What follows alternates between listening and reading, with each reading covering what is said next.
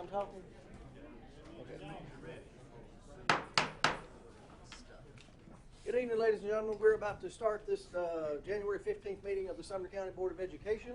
Before we do, I'm going to stand for a moment of silence, followed by the Pledge of Allegiance to our country's flag. Anyone who'd like to join me, please feel free to do so.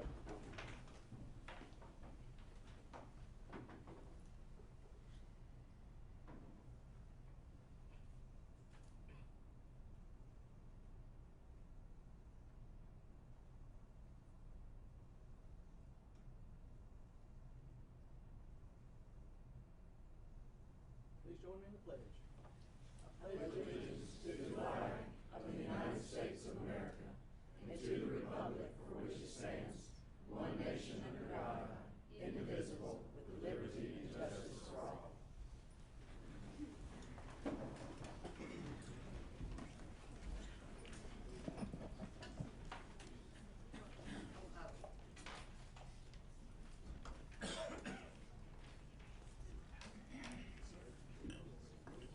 Okay, first item on the business is call to order, which we've done. Roll call. Mr. Johnson, you got the roll? Mr. Greger's not with us tonight. Moving along, adoption of regular agendas. Approval of regular agenda is presented. Do I have a motion? Motion to approve by Ms. Bachman, second by Ms. Hayes. Any discussion? Seeing none, all in favor say aye. Aye. All opposed? Seeing none, motion approved. We have an agenda. Next item on the agenda is the adoption of consent agenda. Is there a motion? Motion approved by Mr. Wise, second by Mr. Daniels. Any discussion? Seeing none, all in favor say aye. Aye. All opposed? Seeing none, motion carries. Next item on the agenda is consideration of minutes, discussion and interaction regarding the minutes of the December 11th, 2018 regular meeting. Motion by Ms. Hayes to approve, second by Ms. Bachman. Any discussion? Seeing none, all in favor say aye. Aye. All opposed? Seeing none, motion carries. Next item on the agenda is recognition and hearing of delegations. We have several that have signed up with us tonight to speak. We welcome you. Just in case that you're new, we'll ask you to come up to that microphone up there, and there's a little button up there, and you push it till it turns red. I think it's a new one. And so I'm learning to use it too. So we'll push it till it turns red. You'll give your name and address for the record, and you will have 5 minutes to speak on an agenda item. And I think we have a timekeeper down there. We got the timekeeper going? Okay. First one on our list is Gary Moore. I believe that's Moore.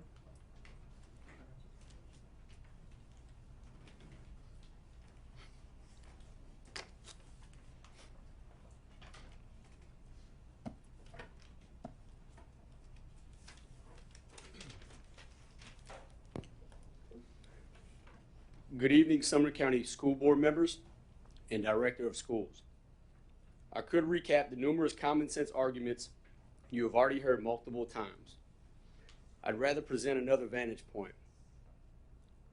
Based on what I've experienced in the current rezoning proposal, the Sumner County School Board and the Sumner County Director of Schools have displayed a multitude of concerning character traits.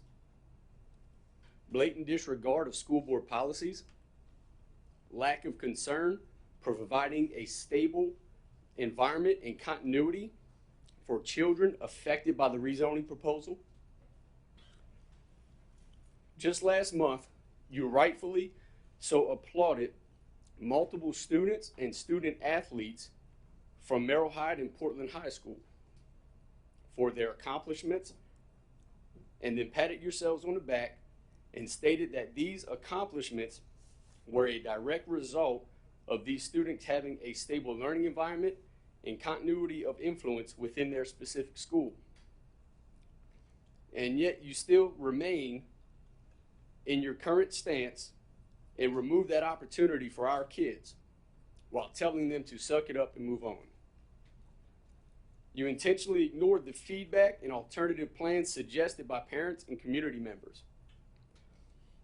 All of this while you have shown the inability to construct a more viable and efficient plan of your own. I find that the recent actions and traits of the current director of schools and several school board members to be utterly dysfunctional rampantly incompetent, and a detriment to our community. Therefore, I wholeheartedly support and recommend the resignation or termination of the Sumner County Director of Schools and an impartial investigation into the means and methods utilized by the bulk of the Sumner County School Board members concerning the current Stage 1, Stage 1A, and Stage 2 rezoning proposals. As a group, you have failed the community, and most importantly, you have failed to do what is right for the students of Sumner County.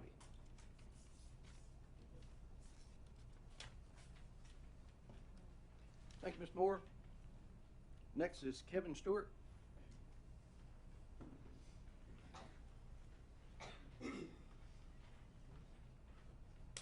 Mr. Stewart, if you will, state your name and address for the record, please. My name is Kevin Stewart. I live at 330 Blackthorn Lane. Mr. Chairman, I begin by asking you to remind this board that what it's really all about is listening to your constituents. We will not simply do as we are told because this board believes it knows what's best for us. And we refuse to let you utilize our children as flexible capital to improve the test scores at other schools. Despite our reason and facts, despite coverage from every credible news outlet in Middle Tennessee, this board still blindly follows Dr. Phillips, who has yet to provide a single shred of relevant documentation. Let me make this simple. No, we do not accept this plan. Dr. Phillips has led this county into a crisis. The director has failed to provide alternative options and thus has failed in his responsibility to this board. While we are aware of the director's shining record, Sumner County is great because we have the most talented students and great educators. We do not permit him to take credit for their work when he has such difficulty in showing his own. With this in mind, we, the citizens of Sumner County, demand the immediate resignation or termination of Dr. Del Phillips. We will also accept the resignation of any board member who believes they are not required to uphold their responsibilities to the people. Thank you. Thank you, Mr. Stewart. Next is Dana Smith. Ms. Smith, if you would state your name and address for the record, please. My name is Dana Smith. I live at 233 Blackthorn Lane in Gallatin. Good evening, Chairman and school board members. I appreciate the opportunity to speak to you again this evening. I have a 4th grader and kindergartner at Station Camp Elementary. I come to you tonight frustrated and worried. The information that has come out in the news and that I've uncovered in the past month since I last addressed you is extremely concerning.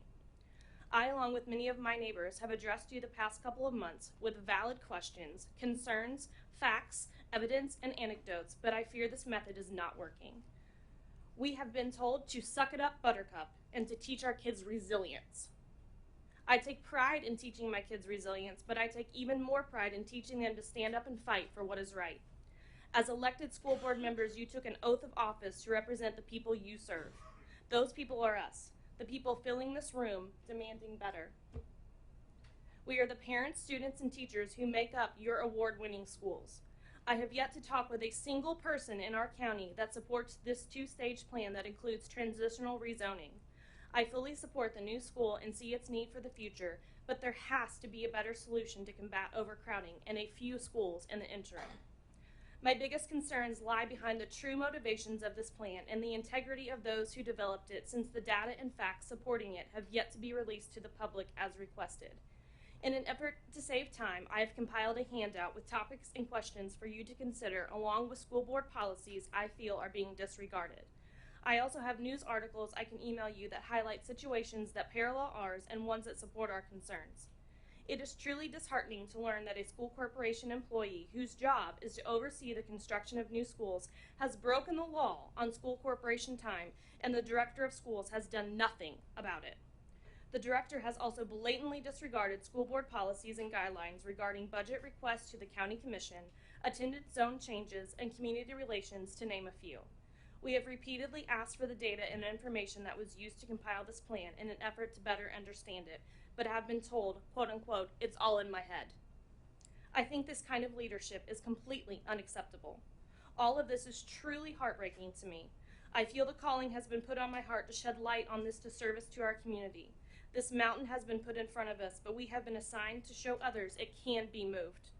It has and will take sacrifice, but I believe God enables you to do what you have been called to.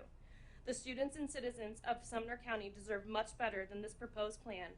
And with that, I respectfully ask you to develop a new plan and call for the resignation of the Director of Schools. Thank you.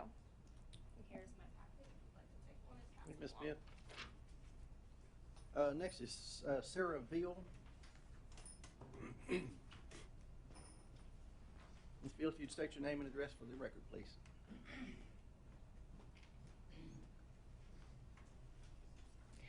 My name is Sarah Veal, and I'm at 177 Ferdinand Drive in Gallatin. My daughter is a kindergarten student at Station Camp Elementary, and I'm also a licensed professional counselor with 18 years of experience working with children and families. Station Camp has wonderful scores, and that has to do with the teachers, kids, their families, and the overall school environment. They feel safe and secure in their familiar surroundings, which are essential to their academic success. Without the safety and security of a consistent environment, the scores will likely drop. The elementary school children will have to start their days at least an hour and a half earlier to accommodate for Beach's earlier start time and the already overwhelming traffic problems around that school. This doesn't even take into consideration the potentially hostile atmosphere that they will encounter being temporary students. This temporary move is just that, temporary. It's a short-sighted fix to a long-term problem. Everyone outside of this board recognizes that a temporary move not only hurts our children, but makes absolutely no sense. It seems as if this was all decided long before it was brought to the public's attention. There has been only this one option documented, and the data driving this hasty, poorly thought out plan has yet to be shared despite multiple requests. Someone needs to be held responsible for this failure to do what is best for our children. With that said, Mr. Chairman, I also ask for the resignation or termination of the current director of our schools. Thank you. Thank you, Ms. Veal. Next person is Emily DeForge.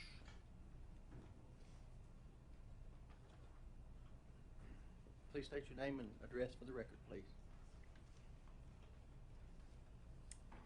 My name is Emily DeForge. I live at 104 Gulfstream Drive in Gallatin. Good evening to all. Before I walked in these doors tonight, my family and I said a prayer. We prayed for hearts to be opened and that the words spoken tonight would not fall on deaf ears. We also prayed for each of you as we are called to pray for our leaders, whether we agree with them or not. Public speaking is not my gifting. In fact, I become paralyzed with fear at the very thought of standing before a crowd. The one exception that supersedes any fear I may have is the love I have for my children. I am the proud parent of a freshman son at Station Camp High School and a 6th grade daughter at Station Camp Middle. I was given the task to be their mom and greatest advocate. The morning after the news broke of this proposal, I told them what was said. I watched their eyes filled with tears and I said, I promise I will do everything in my power to fight this. I have heard on more than one occasion by more than one board member how I should parent my children in preparation of a possible transition.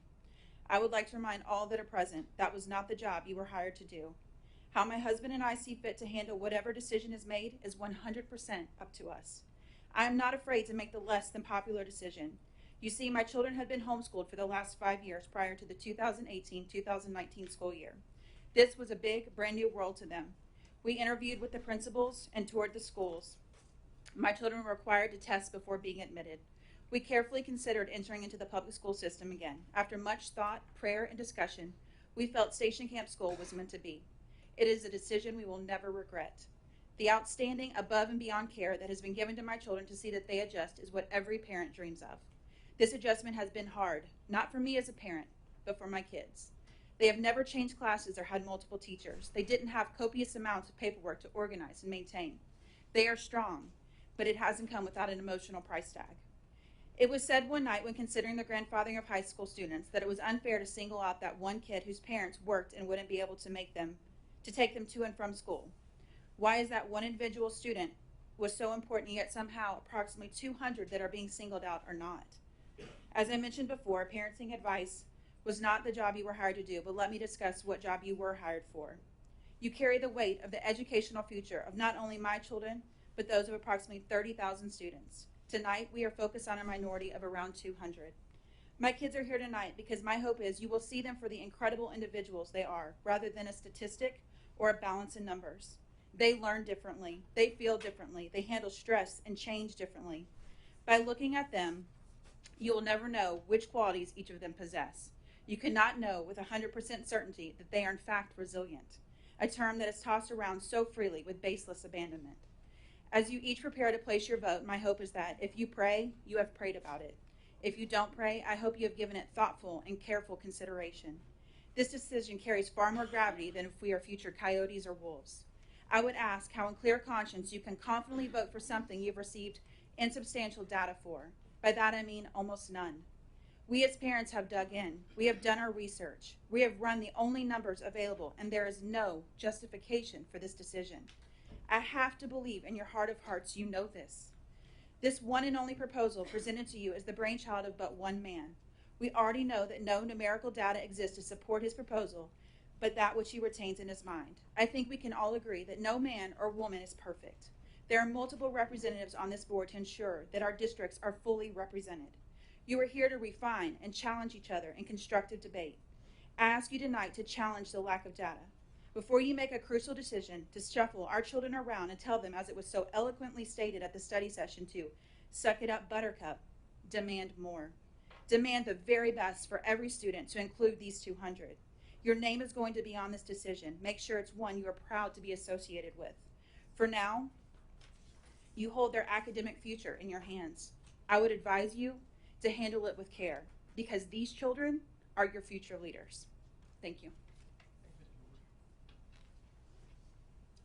Kathy Roos.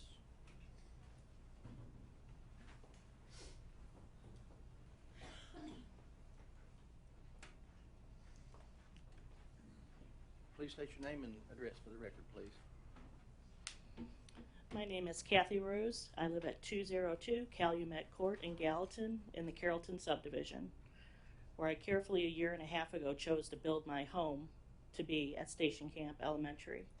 I have twins in 4th grade who do exceptionally well at this school. We moved from Ohio to be here. I did a year of research to pick this county, and then over the last couple years to pick this school.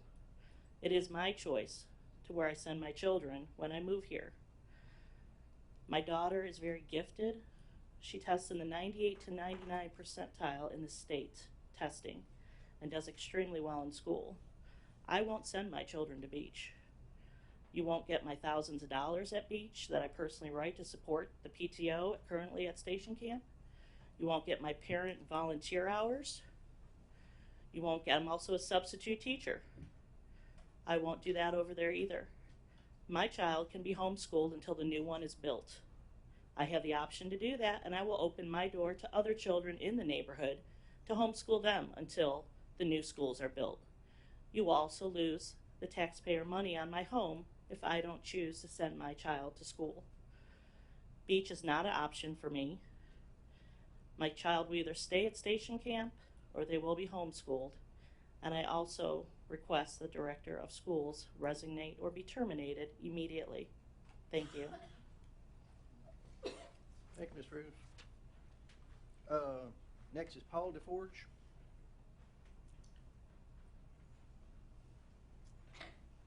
Please state your name and address for the record, please.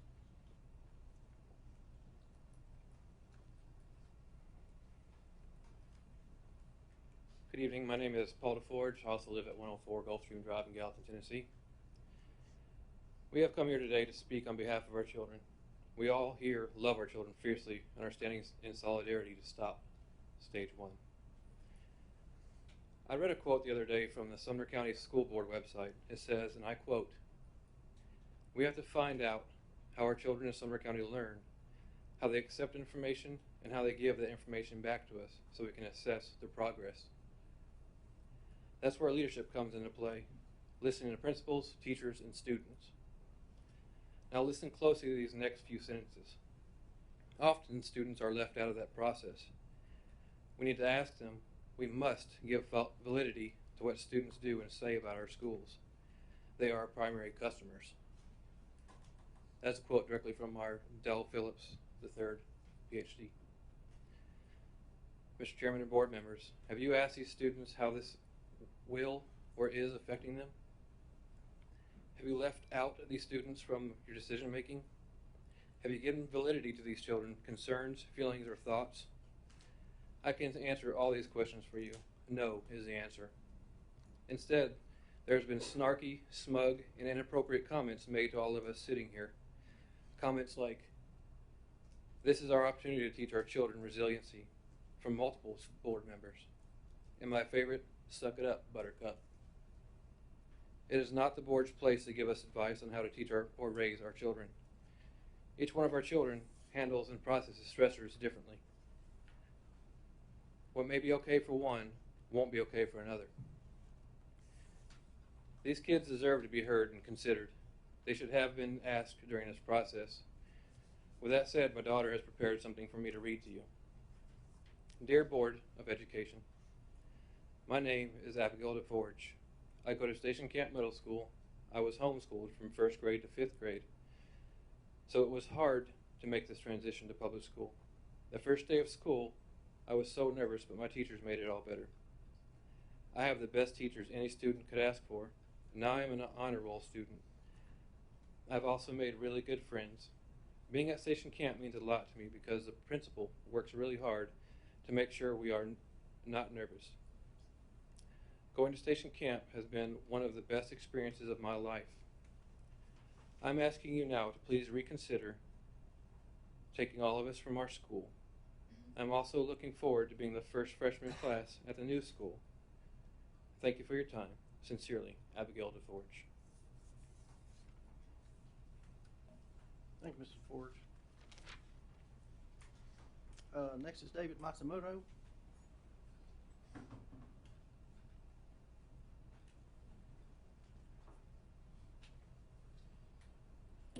My name is this on? Is the red now? All right. My name is David Matsumoto, and I live at 229 Blackthorn Lane. This is the third time I've spoken about this double rezoning. The first time, I said that I'd deliver a report tonight on behalf of me and my neighbors with recommended alternatives or amendments.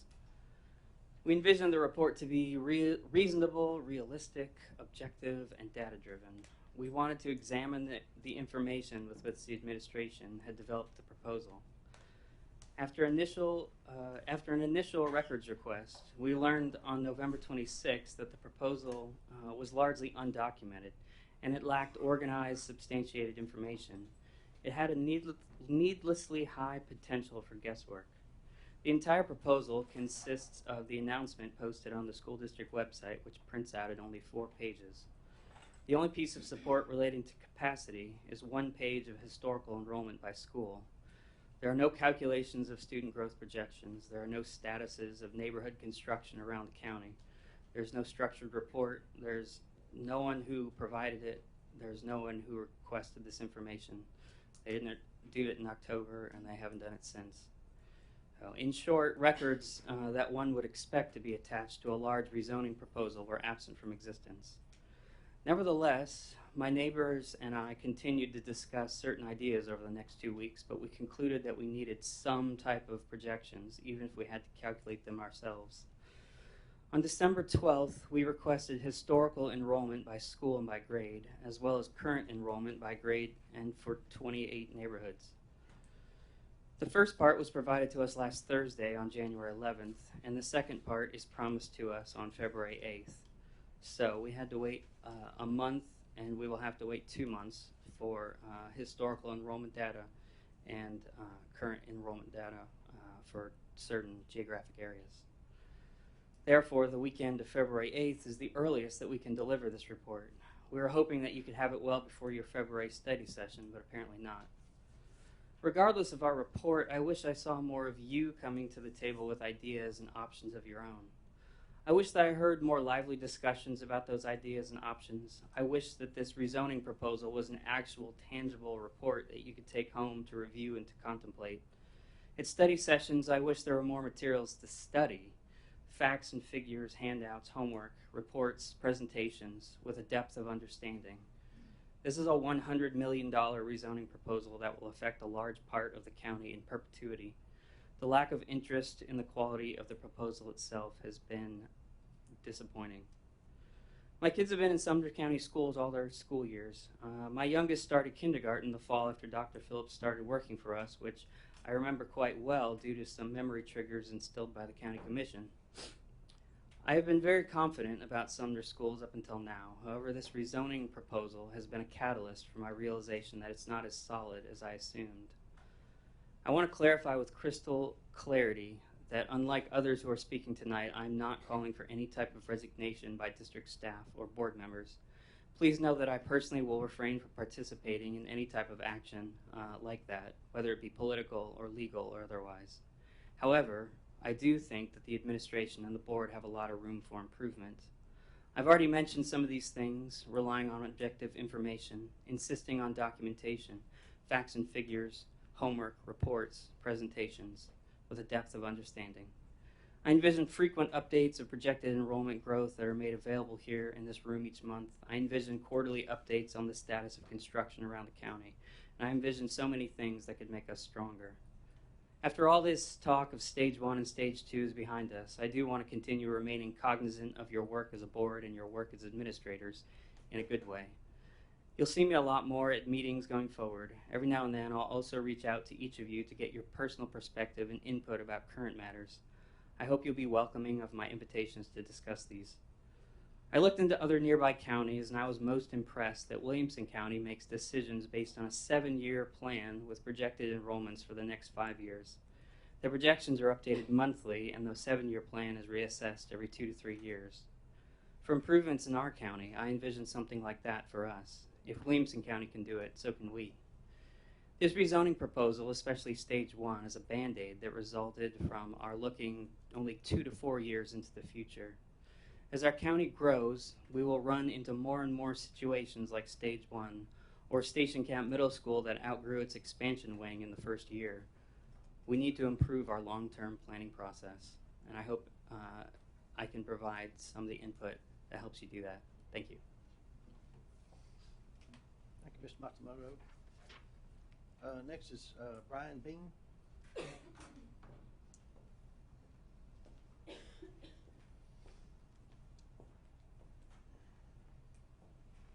Please state your name and address for the record.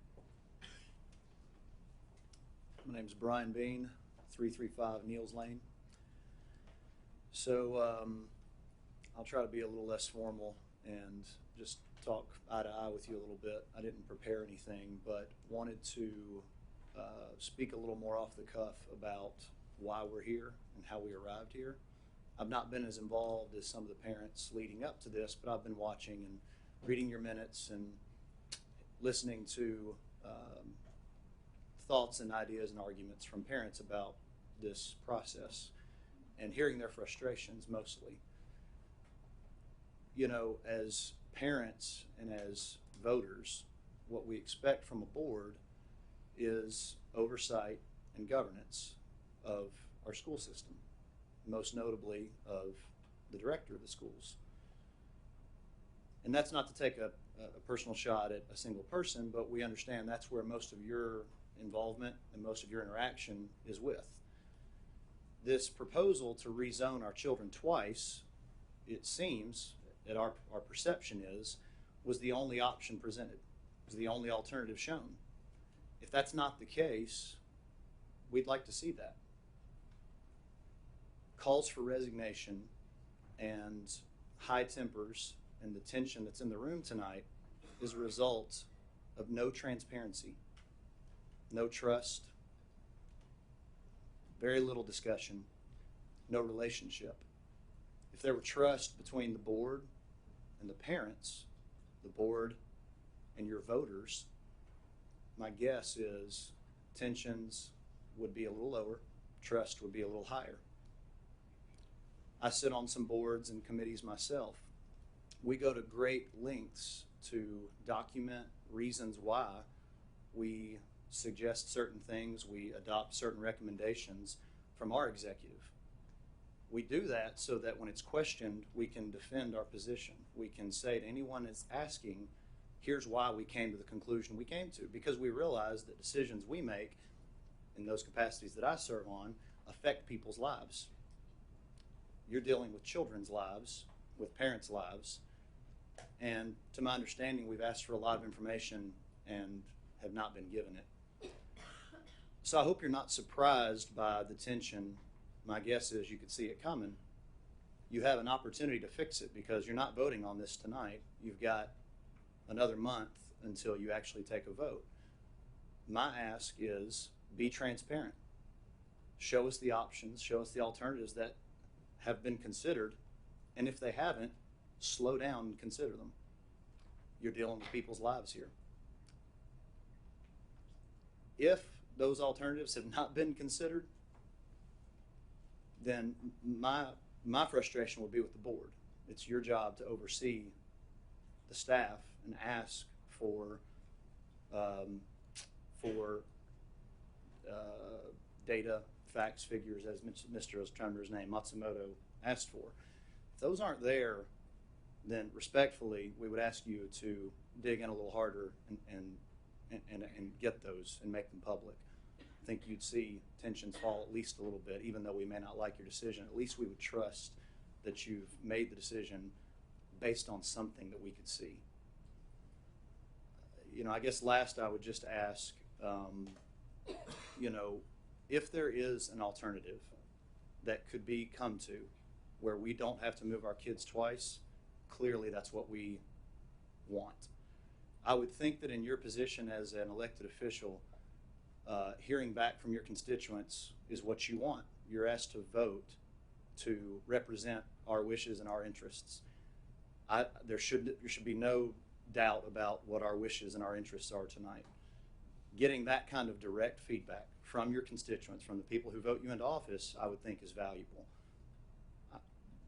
I would hope you would take it to heart and act on our request.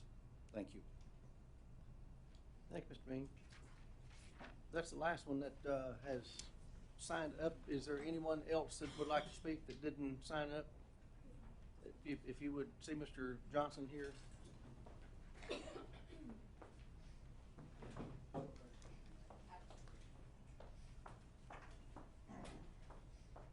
You would please state your name and address for the record. Brittany Minch, 127 Langford Lane, Gallatin. So I didn't prepare anything either. We've been through this before. I have a 6th grader at Station Camp, and we used to live in Hendersonville and got rezoned for Burris.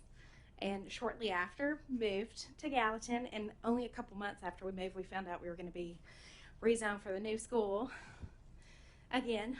So we've kind of been there and done this already, which is a little frustrating, especially considering now that we're going to do the stage 1, 2.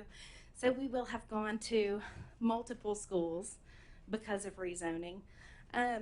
You know, my 6th grader, she's nervous. She's been through the whole having to remake friends again.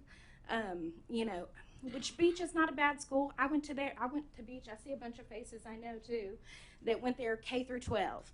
So, I mean, it's not that I have anything against Beach. It's the fairness for my child, because I feel like we shouldn't be having to go through this continually. Finding her place. I mean, we started band this year with all the kids who had never played an instrument before, and like learning that, going through that for the first time. And you know, my husband was in the band and was with the same kids all the way through, and she doesn't get to experience that. In fact, we're going to experience it with 3 different groups of kids, which is frustrating and emotional. So anyways, I wish that y'all would come up with another plan, because something temporary doesn't really seem fair to the kids or to us. And I know the traffic on Long Hollow is insane already in the morning, and I can only imagine driving her to school every morning and having to go through that. And what is the plan for like buses? Like if they go to the Beach, are they still, I mean, are they going to bus everybody in and come out to Gallatin and pick them up? I mean, how does that work? I don't know. I wish that y'all would come up with some other options. I understand being crowded. I mean, I know when we were in, I think it was kindergarten or first grade at Beach, it was so packed. They kept adding portables and were doing the best that they could to handle everybody. And now, you know, that's the school that they're sending everybody to because it's not as crowded. But, you know, I just wish that they could come up with a better plan and solution that works best for the kids. I understand being rezoned, you know, for the new school. That makes sense. We are growing. It is frustrating, but having to do it twice within a few years, and, you know, not to mention we've already done it before, like, it's overwhelming. So, anyways, I don't have anything else to say. Rick, if you would push that little silver button there to turn the microphone off, please. This? No. Oh. There you go. Thank you. Anyone else?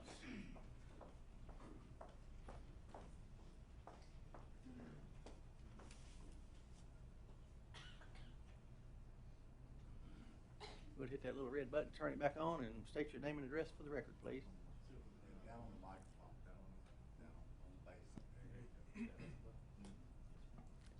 Good evening. My name is Michael Garcia, 158 Ferdinand Drive. I didn't prepare myself tonight. Paul and Emily DeForge asked me to come, so I decided why not. I am married to Amber Garcia. We have 5 kids, 11, 7, 5, 3, and 2. I am a United States Marine, and I am 100% post-traumatic stress disorder veteran. The reason why I came up here to speak tonight is because when me and my family moved here, we decided that Carrollton was going to be the place to be, just because of the school zone and station camp by itself. We have a lot of family that goes to this school with their kids. I have a lot of nieces and nephews that go to the school. And the reason why we picked that specific zone in that area is because we thought for the long term we would be able to stay. With my post-traumatic stress disorder, this brings a lot of anxiety and depression upon myself, upon my wife, and my kids. We had to move from California after deploying 3 times back to Michigan and now here. Sometimes money doesn't buy you everything. And with a lot of money, sometimes it's power. But that doesn't always bring happiness. Our children is the future, and I'm sure all of you guys might have kids yourself. If you ever sat down and asked yourself or your kids, how do you feel? How do you feel having new friends? How do you feel if we have to move? Most kids will tell you, I don't want to do that. I don't want to move. I don't want to leave my cousins, my aunts, my uncles. It's a hard thing to live with. Everybody has to adapt to that. But sometimes that's not the only option. A couple hundred kids in one subdivision shouldn't impact that big of an impact that we all have to move. Statistically, in that school, we're only a little percentage. I'm sure you guys can all manage to make 200 kids stay at that school at least until the school is built. If that can't happen, but we can find a way to manage to bring in all these apartments and all these other subdivisions and let new kids go to that school when we're already stationed there, is by far unacceptable. If you guys can make that happen, these guys are pouring their hearts and souls out to you guys every single day, every single week, and every single month. Just asking for your guys to let this happen. Dig deep, be strong, and if you guys can make that happen, that'll be the world to every single family member here and their children. And so what do we do for mine? Thank you guys. Thank you, sir. Yes, ma'am.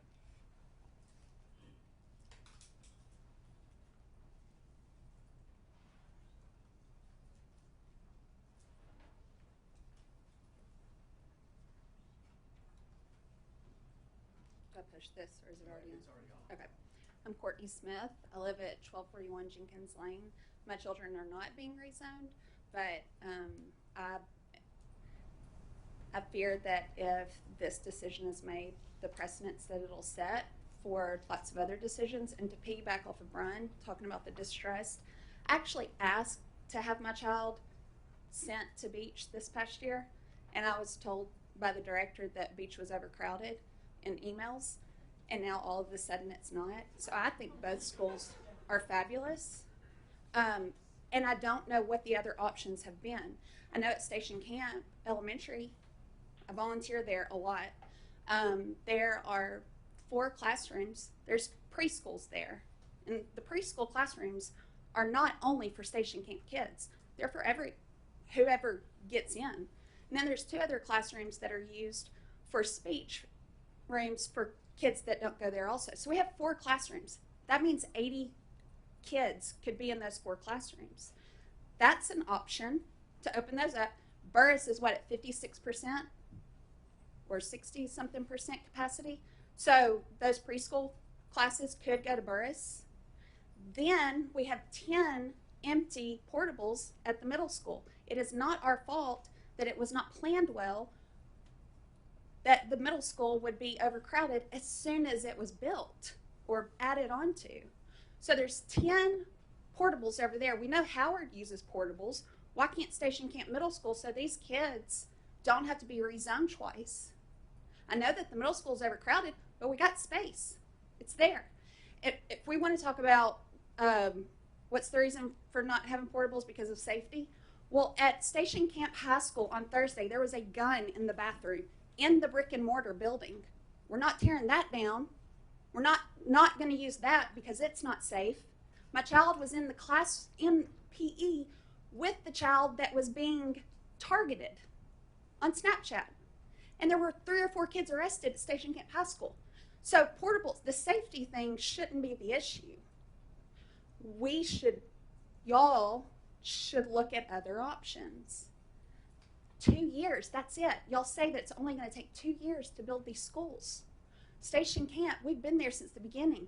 We've been way more crowded than it is right now, and we did it. And it was good. And it's still good. And it'll continue to be good leaving these kids there. It's not their fault that people in the past didn't make wise decisions on how to build our schools. So leave them alone. Let them stay at their school. They're excited about the new one. They're going there. They're not mad at y'all for the new school. They want to go there. But they bought in Carrollton and built houses back on Neals and other areas because this is where they wanted to send their kids to school. They didn't build in the Beach community just to be told, oh, y'all will like it, it'll be fine. It's not their fault. So I beg you to think of other options, not just the one, and understand why there is distrust and inconsistencies with our director. Thank you. Anyone else?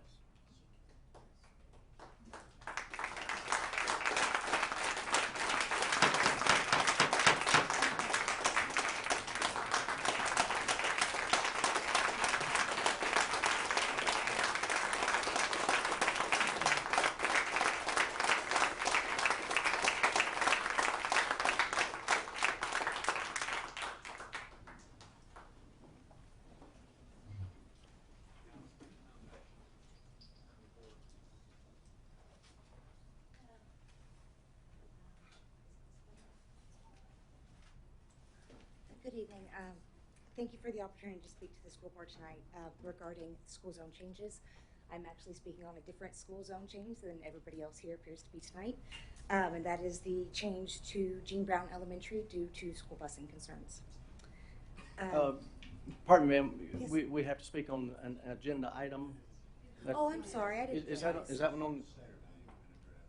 Okay, and state your name and address, please. It's Heather Daly, 14118 Monthaven Park Place in Hendersonville. I apologize. I missed the first minute of the meeting, and I'm sure that's where I missed the instruction. Would you like me to continue or come back? Okay. I urge the school board to reject this proposal because I believe in the consistency to be vital for the growth and education of students. While it's true many students may adjust to this transition well and within a reasonable time frame, many will continue to struggle. Some, like my son Connor, a first grader at Gene Brown Elementary, will likely experience serious strain due to this transition. My son has autism and is in the CDC class there at Gene Brown. He desperately needs the consistency of remaining in his current classroom in order to meet his educational goals. The familiarity provided by his classroom allows him to grow and expand. I can't possibly overstate how important that is for a child like my son. Please do not discount this detrimental effect the changing schools will have on students like him and his classmates. And again, I urge you to please reject this new proposal for a school zone. Thank you. Thank you. Anyone else? Okay. Next item on the agenda is discussion let's see, where am I at? Matters involving council. We don't have any matters involving council. Reports from the director. Dr. Phillips. Just real brief thank you to the board for those of you that could go through to visitation and the funeral for Dr. Brown. Obviously a tremendous loss for the school system and all in the community as a whole. And just try to remember Lyndon and Hannah during this time. I know most of you know them personally, obviously Jennifer, but Lyndon and Hannah too. So just ask that you continue to remember them. It's a tough time for their family. Thank you, Dr. Phillips. Next item on the agenda is new business, discussion and interaction regarding Stage 1 and Stage 1A zoning plan. Is there a motion? Yes, Chairman Brewer. Understanding that this agenda item is going to be voted on in the February regular meeting, at this point I would like to make a motion to approve simply for purposes of discussion by the board. Okay, is there a second? Second by Mr. Wise. Okay, it's open for discussion. Any discussion?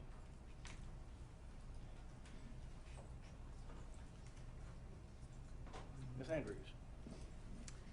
Yes. I would just like to say again, thank you. Matt, is it on? Yeah, sorry.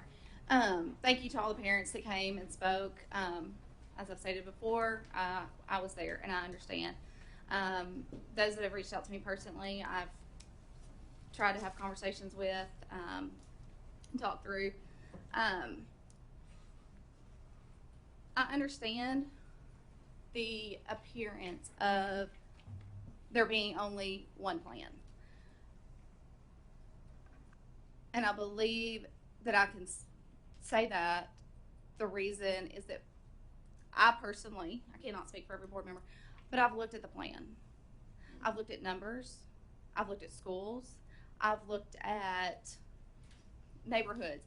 I have 4 children in school. We're very well connected in the neighborhood or in the community. So I have looked at it different ways and thought through different things. And I see this as honestly the only option. If I may, I know some things that had been discussed prior is ideally, I think if we could have taken Creekside and put them at Beach, that would have alleviated a lot of students at Station Camp. That probably would have been the easiest solution. The truth is there's too many kids in Creekside and they won't fit at Beach Elementary. And they won't fit at Hunter. That's not an option. 2, it's discussed that we take kids from Millstone and I tell y'all, I get the wins mixed up. Crest is the first one. I wish they would have been a little bit more original with some names down Saundersville. But could have taken those and moved those to Burris. Truth of the matter is you have to take those through different school zones. You also have to put them on the bypass. Everyone knows the bypass gets backed up. It's inconsistent. That's not good. Additionally, once you get them to middle school, elementary and middle school to take them to high school, every kid that goes to Burris and Knoxville goes to Beach High School. You don't want to have to take kids from Saundersville Road all the way over to Beach High School. So then those kids would turn around and be the only kids going to Station Camp. That's not a good choice either. It's just not. People, why are we not looking at Burris? Okay. Burris currently has Fountain Brook, Ivy Point, Norman Creek, Durham Farms. I think they have finally finished Autumn Creek, and then there's possibility of a subdivision going in back behind those schools. I went on Real Tracks yesterday and thought, let me see what's being sold in that area. Station Camp Elementary currently has 129 houses in that are zoned there for sale. 88 of those houses have been built since 2017. One of those houses is in the stage 1 zone. Burris Elementary has 108 houses currently on the market. 87 of those have been built since 2017. There's growth in those areas. Those are the two fastest growing areas in our county. So it's not fair to say, okay, let's put kids at one school. They're going to be double rezoned. Because if you put them at Burris, when it turns around and it gets full, you're going to turn around and put them back. And so those kids are consistently in limbo. Beach currently, just to give that number, has 46 homes. 19 of those have been built since 2017. We've been told we don't have numbers. I do have numbers. I looked at these numbers and these numbers for the last 2 days. Prior to that before, but consistently for the last 2 days. Also, at last meeting, asked about, hey, let's get some numbers. This sheet, several people who were here also handed it out. Station Camp Elementary, as of August of this year, had 1,026 students. Call today, they have 1,088 students. They've grown by 60 students since August. These are the growth numbers that we're talking about. We cannot consistently keep those students with the growth. It's just not feasible. I can tell you right now, there's no person on this board right now that is in love with the idea that we have to rezone students twice. If there was another option, I guarantee you, we absolutely would do that. We are not heartless. I'm a mom, dad, everyone has kids. We've been through this. I am looking at kids' faces. I am looking at kids' names. Brittany, yeah, I had her kid in my Sunday school class. When she talks about her daughter, I know exactly what she's talking about. Mr. Matsumoto, yeah, I had his daughter in my Sunday school class as well.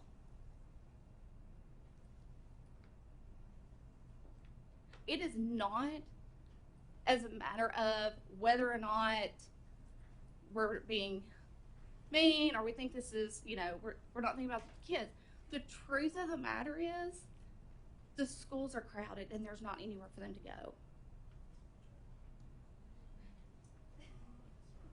It stinks. It stinks. It does stink.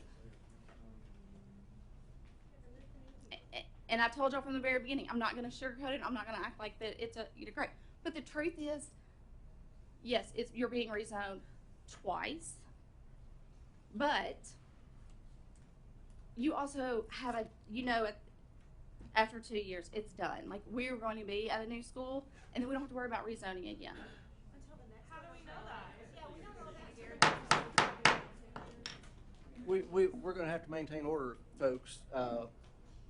We've listened to you, and now it's time for us to discuss this. So please keep it quiet. We will have our deputy clear the room if we have to, and I don't want to do that. So let's keep it down. Thank you. I understand the fear of how do we know that? There is planning, we're going to build schools like this. We're not building them for the number of students that's going to be there. They're going to be over to allow for some growth. And then as we look at growth, if we have to build another school later, then that's what we do. But right now, it's in the numbers. It just is. I will say this. After looking and thinking and figuring out if there is absolutely anything to do, and I'm sure that it may not come across as much, and for that, it is what it is. As a mom of a student who is in 8th grade, I've had the conversation of, can we even consider grandfathering the 8th graders in? I know we have our out of zone, where that's a possibility, that they can go through the out of zone request. But I think that also adds some stress. When students have been in our schools from kindergarten and they're in 8th grade and they are this close to high school, with the rivalry that exists between Beach and Station Camp, that's difficult. So I would, before I say that, I would also like to say that with 8th grade, you know, when you look at some of the other grades, when we talk about kindergarten through even, you know, current 6th graders going into 7th grade, they go in and they are completely with kids within their grade. When you talk about an 8th grader that's fixing to be a freshman, there's not a guarantee that they are going to be with all freshmen. They may be with junior, seniors, you know, because of however the schedule falls. And that can be quite intimidating. We're talking, I think, 20 or 30 students in the 8th grade, which does not necessarily, because of numbers at our high school, should not make a difference. So I move to include within the stage 1 plan for us to grandfather currently enrolled 8th graders at Station Camp Middle School that are part of the stage 1 for 2 years. That allows them the 2 years to stay, knowing that they will have to then transfer to the new school.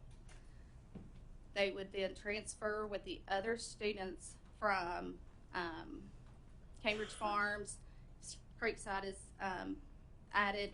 They would transfer with them, but then that would allow them at least 2 years to do that. In that, I also say that they have to provide their own transportation, but we could not allow a sibling clause. So, really the correct way to do that would be, if you want to make that motion, it's going to need to be an amendment. Yes. So you would need to offer an amendment. An amendment to the stage 1 motion, plan. the first and second that's on the table. So you would need to make a motion to amend the stage 1 zoning to include grandfather current 8th grade students providing their own transportation with no sibling clause. Correct. I think that's what I heard you say. Correct. Okay. So that you would need to make that as a motion. So I move for us to amend the stage 1 zoning plan to grandfather currently enrolled 8th grade students at Station Camp Middle, providing they can provide their own transportation and there is no sibling clause. There's a motion to amend on the floor. Is there a second? For the purpose of this discussion, I will second that. I don't know that we can limit it for discussion. But okay, well, we got a second. It's got to be second so we can Got to be second so we can talk about it. Okay, so there's a second by Mr. Daniels, open for discussion. We're discussing the amendment now. Ms. Brown. All right, when you originally said it, you said for 2 years. You did not put that in the amendment. Okay. Now, which is it?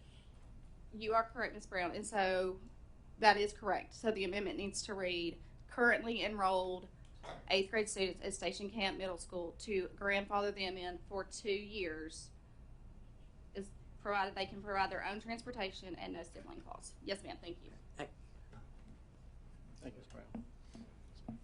Mr. Daniels? I Yeah, couldn't see your just light there. I'm sorry. all right, that's fine. Just to clarify, if this were to pass, then we would be allowing 8th graders, current 8th graders, to attend Station Camp High School, assuming they could provide their own transportation, along with all current high schoolers that currently attend Station Camp, based on a previous amendment that was approved. Is that correct? Okay, thank you. I just wanted to clarify. Thank you, Mr. Daniels. Hawkins. For clarification, I believe the last word of your amendment motion was "and no sibling clause." Is that what you're saying? Clause, C-L-A-U-S-E. And let me make sure, just for spelling out, no sibling clause means that a current 8th grader who has a younger sibling at Station Camp Middle and or siblings at Station Camp Middle and Elementary would not automatically be able to sweep in those younger siblings through the same grandfather clause as we've done at schools like Union Elementary. Is that correct? Is that what you're saying? Just for clarification. I'm not particularly sure about Union Elementary, but yes, because 8th grade students are going to be leaving the middle school regardless, and so they don't necessarily factor into the numbers where the middle school and the elementary school are our biggest concerns as far as overpopulation. Mr. Gregory. And you are saying that the students will only move one time at this, if the new school is built. They would move after 2 years at Station Camp to the new school. Is that what you're saying? Is that possible?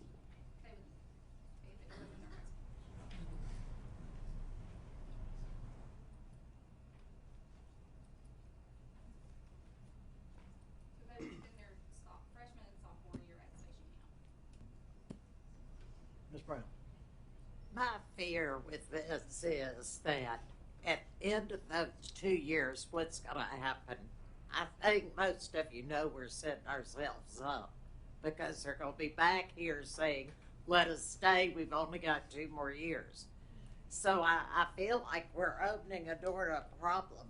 Plus, if a kid's going to a high school, they need to stay at that high, then their loyalties, are they going to be able to leave Station Camp and go to another school and adjust? I don't know, I just don't see this as a good solution. I see it as putting it off for 2 years later to be back in the same situation, and so I'm kind of leery of it. I really don't know.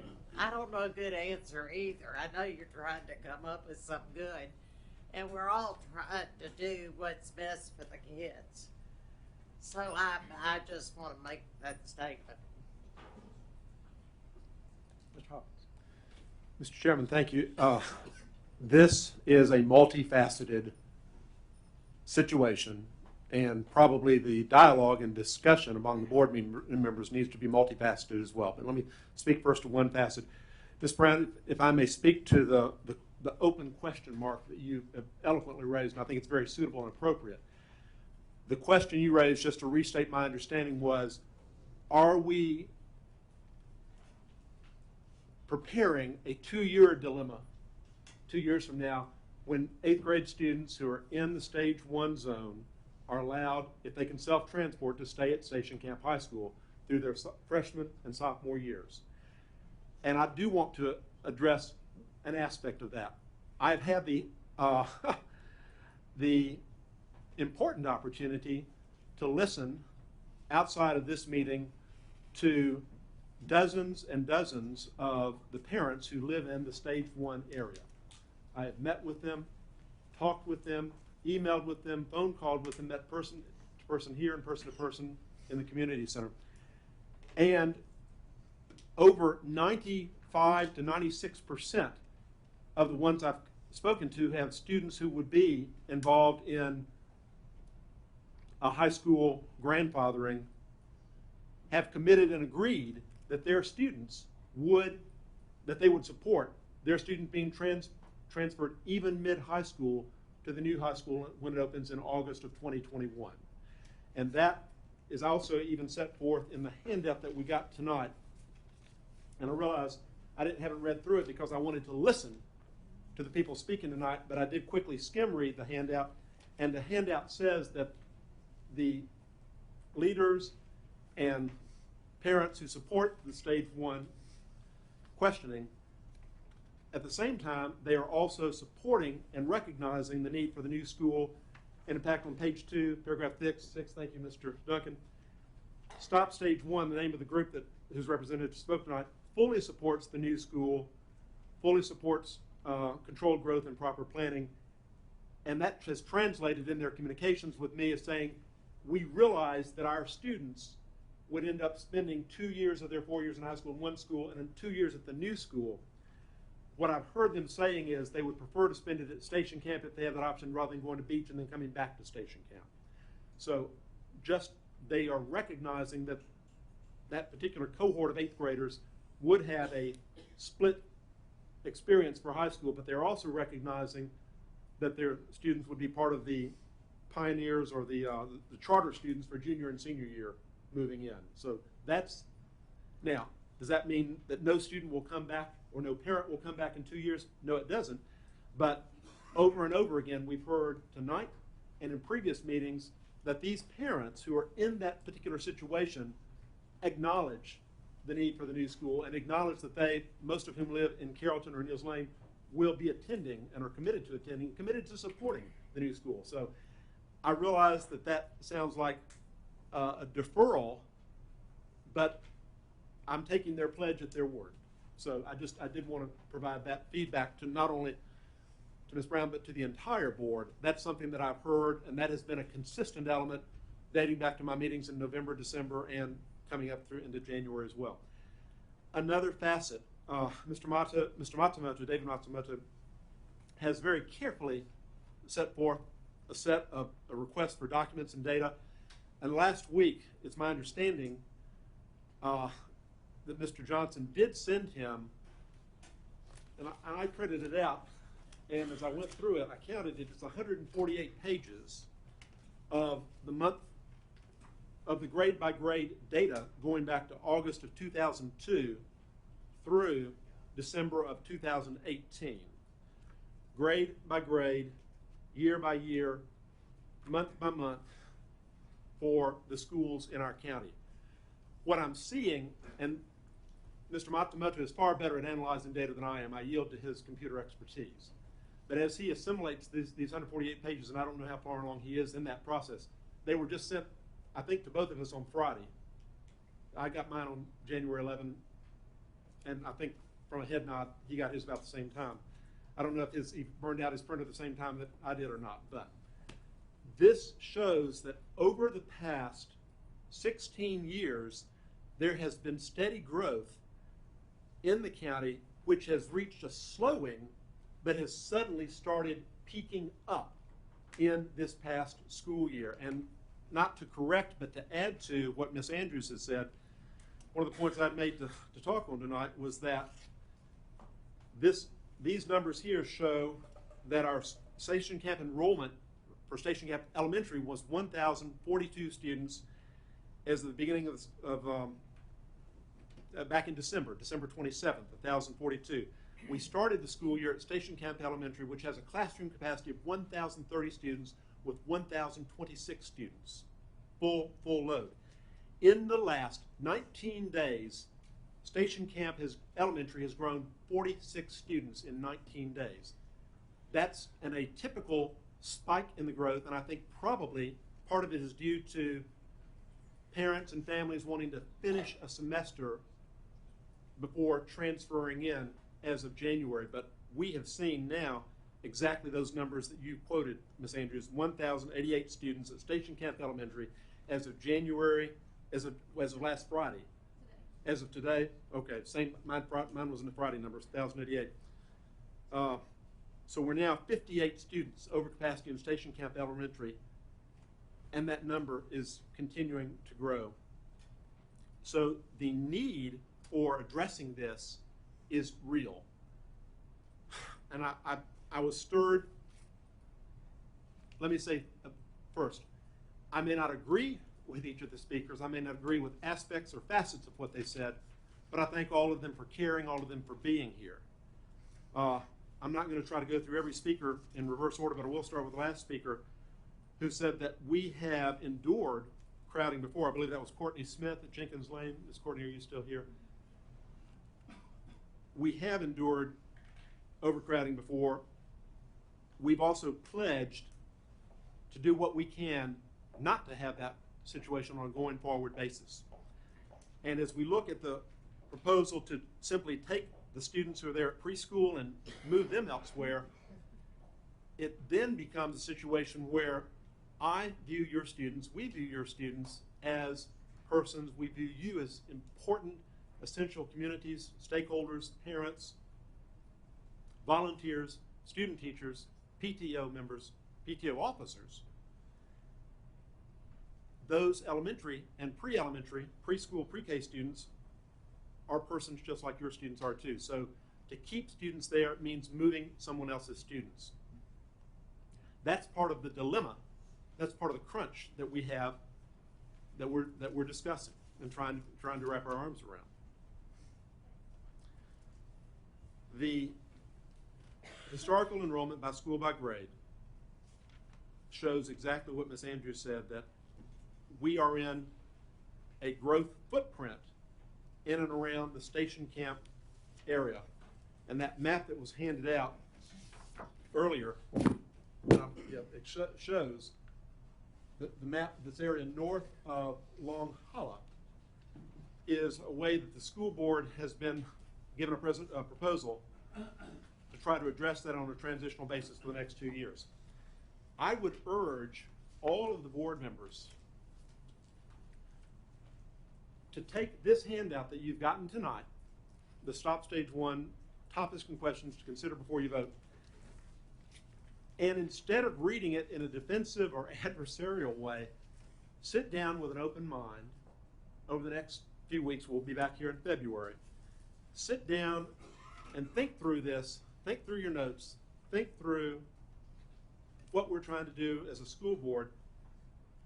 And when we make a decision on rezoning students on a transitional, progressive basis, let's try to be as sensitive to and as aware of the topics and questions that have been raised by these parents.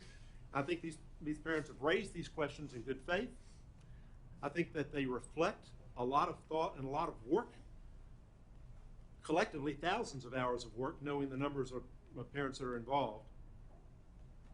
And you may say, well, that's easy for you to say because they're in your district, Mr. Hawkins. Yes, they are. They are in my district. But we were elected not only to serve our individual districts, we were elected to serve the entirety of the county.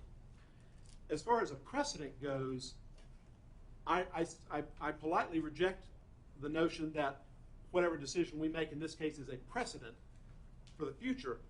On a precedent basis, this school board is tasked annually with working with the director to look at the existing deployment of schools. Zoning and rezoning is an annualized decision. No student, no family is guaranteed zoning placement because of the location of their residence. We try, and our director has proposed a set of changes from the stage 1 to stage 1A that will result in, ultimately, with the creation of the new school, a more geographically synced up set of future plans, not only for this plan, but also for the stage 1A map as well. Thank you, Mr. Duncan, for being my map guru here. I've got them all here. They're just under 148 pages. Please read this.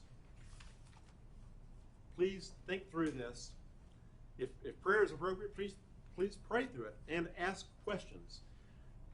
I do want to say that I have been asking questions of Mr. Johnson. I've been asking questions of Dr. Phillips, and they have been very responsive, usually same day, in terms of answering my questions, getting me the information that I need in order for me to make an informed decision.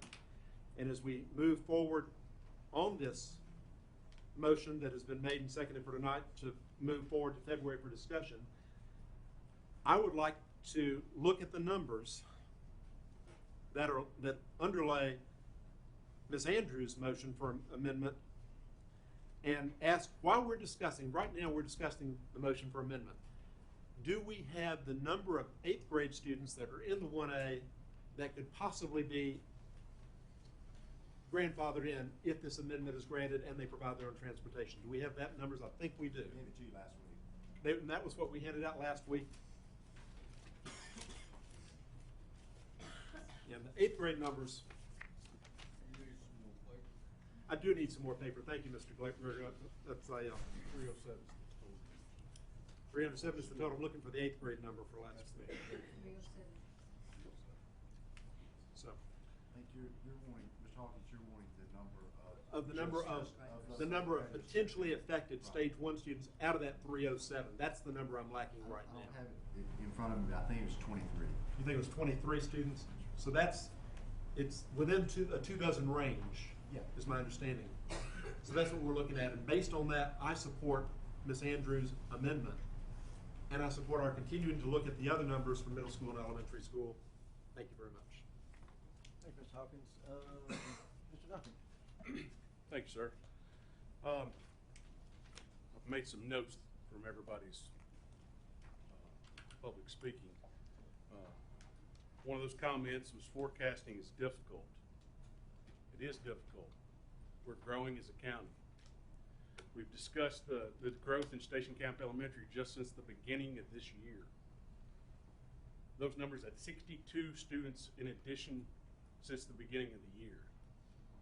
If you compare that number against the potential students that are in this zone, it's 30% of this affected students, this total. So it's a 30% increase if you consider the 200. And that's just in one semester. We've got a second semester and 2 more years of growth before we get this new school built. And again, we're doing the best we can to forecast 2.5 years from now. When we see this kind of growth in just one semester. So, and I've looked at this from multiple different levels.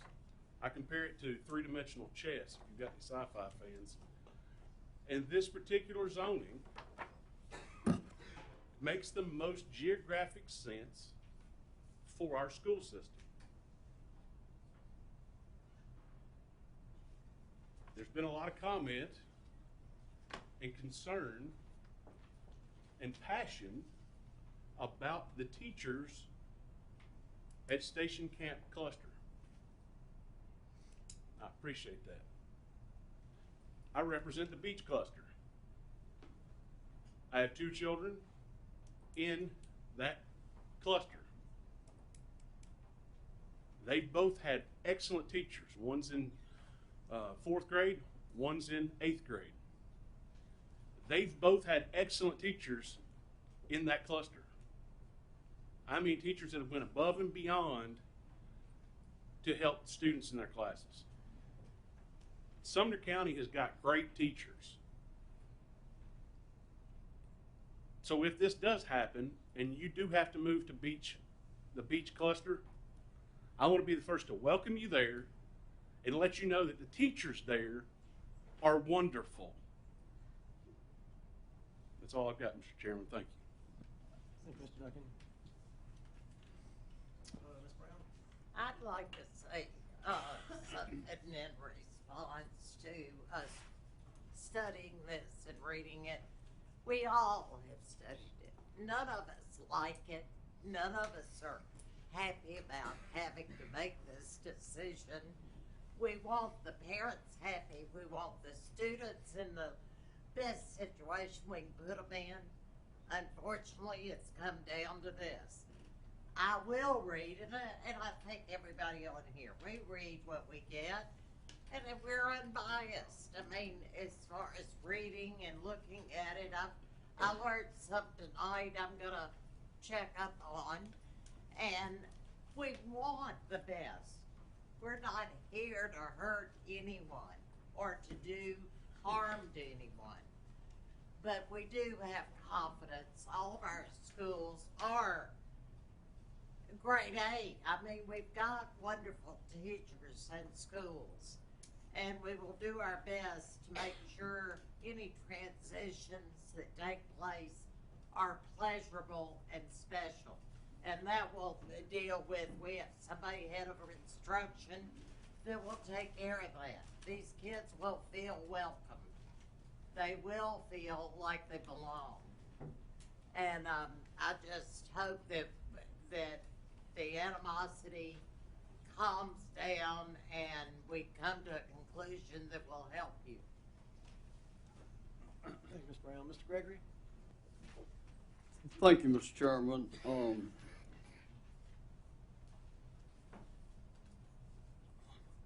I do understand your feelings, your emotions, your thoughts.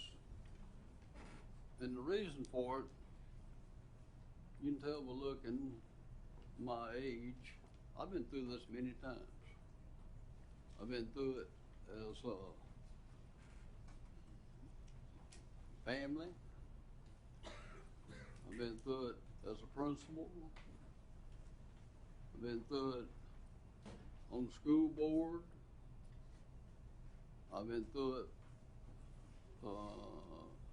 and looking at other community situations, and not one time after it was over,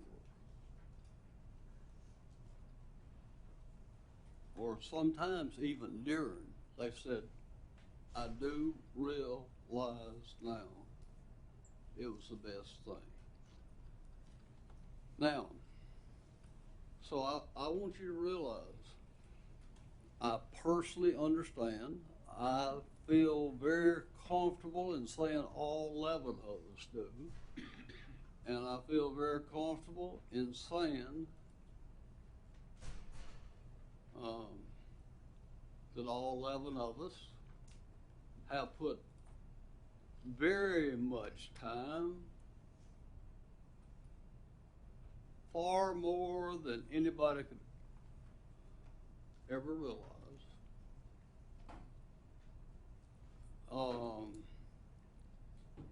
I usually stay fairly quiet at board members. In fact, Dr. Phillips told me one time I could be very quiet and be the most competitive human he'd ever seen. And I appreciate that. Have I ever disagreed with Dr. Phillips? Sure. Sure have. We've actually gone at it a few times. But I have never one time known him to try to hurt an individual student, small children, parents. Not one time. And he has worked with other staff members and shared information with us all along for over 2 years. Maybe 3, I don't know, a long time. We have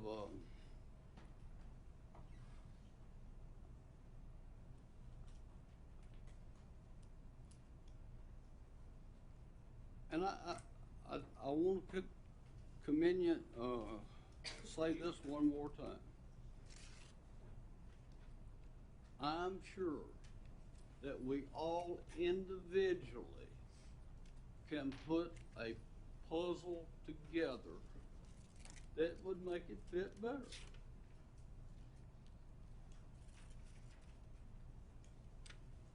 And I can think of some reasons, but there's not one person in this entire room had any control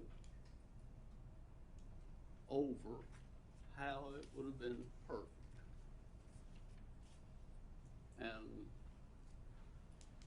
I will, I'm going to support Ms. Arnold's amendment. And the reason for it, as I have even questioned today and last week, some of the things that she had said. She didn't know that. I hadn't talked with any of these board members about it, but I do know they've been working on it. I do know that. And I do know we study growth patterns. And I do know there's gonna be some other communities in this county that's gonna be affected very soon. Very soon. And I live in one of them.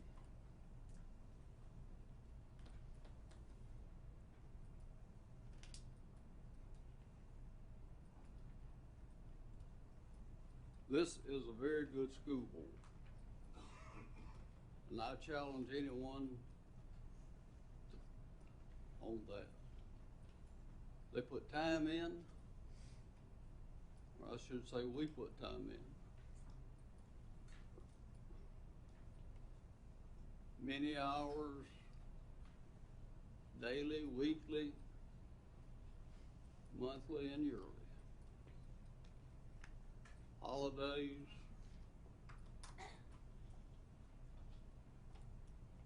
Don't even know when they are sometimes.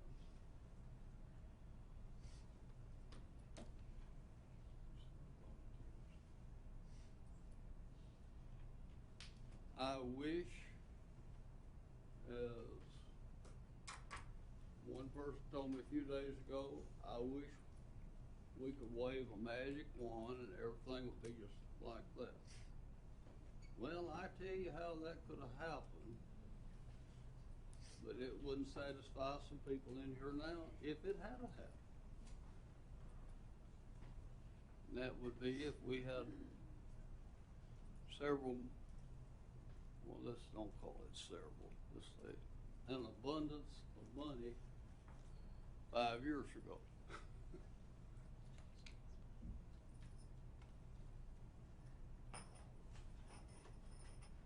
But we don't have any control over that.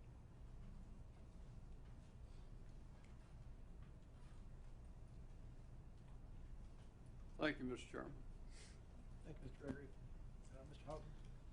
Mr. Chairman, I indicated that this was a multifaceted dialogue. Two other facets I want to bring forward succinctly but emphatically. One is that I last week went and met in person with Mr. Bobby Elrod, who is the principal at Beach Elementary. And I talked with Mr. Elrod about the what if. What if the stage 1 proposal is put into effect? And it was a very gratifying discussion. I learned that Mr. Bobby Elrod has already met with several parents who have done visits on their own, and that he has provided tours for them.